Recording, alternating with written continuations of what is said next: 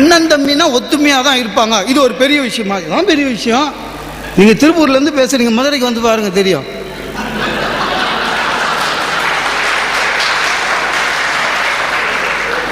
அவர் உடனே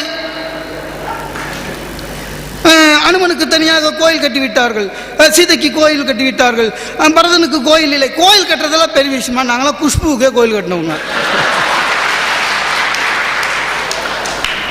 அது பாட்டுனா அது, இது பாட்டுன்னு இது.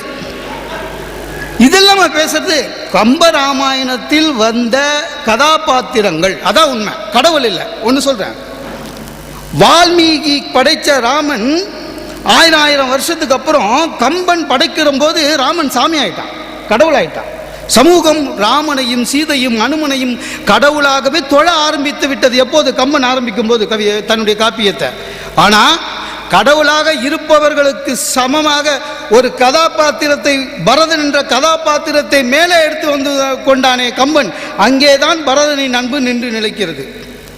கம்பன் ஒரு அவதாரத்தை மனிதனாக்கினான், அது ராமன். கம்பன் ஒரு மனிதனை அவதாரமாக்கினான், அது பரதன். அதுதான் வித்தியாசம்.